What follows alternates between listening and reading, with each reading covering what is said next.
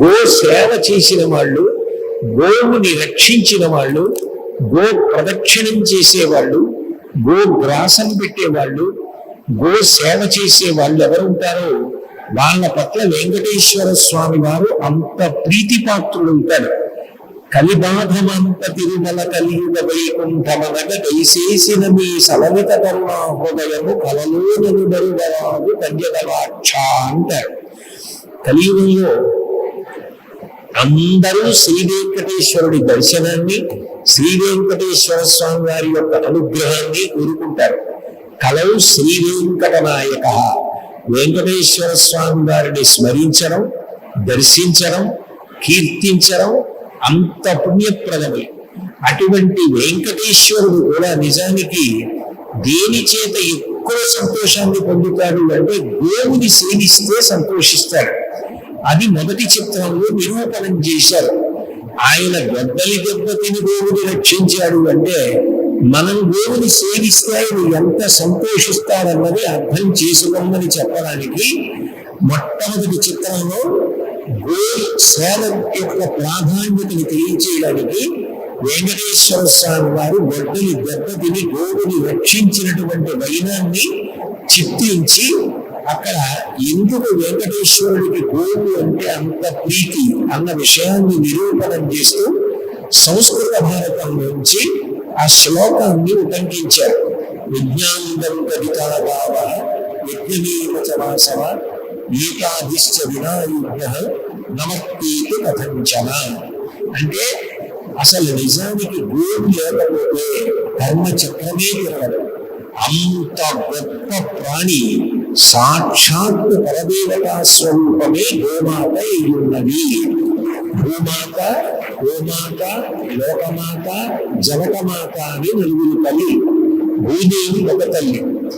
కామాక్షి పరదేవత అండి, లలితమ్మ నండి, మధుర మీనాక్షి అండి, కాశీ విశాలాక్ష నండి, అన్నపూర్ణనండి.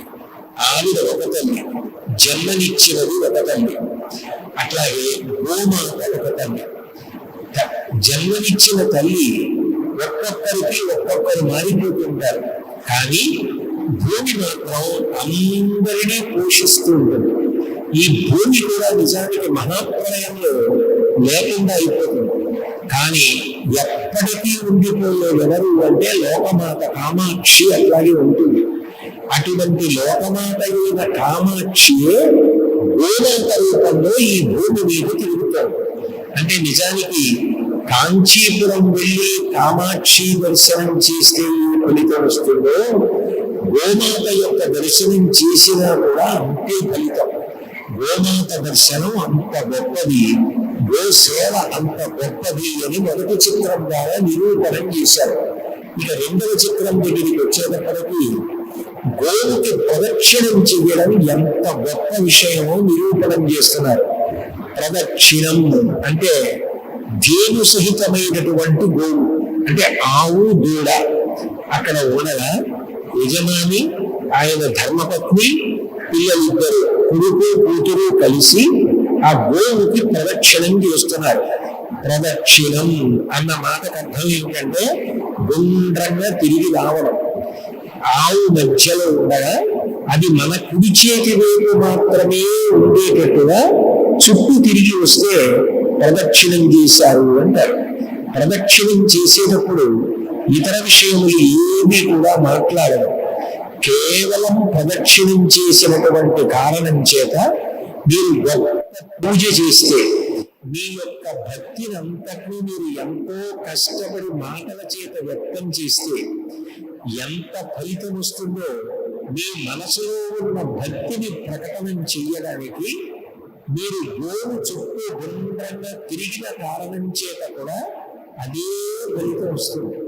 అందుకే మనకి కుడి చేతి వైపు ఉండేటట్టుగా చుట్టూ తిరుగుతారు. అలా తిరగడాన్ని ప్రదక్షిణం అంటారు.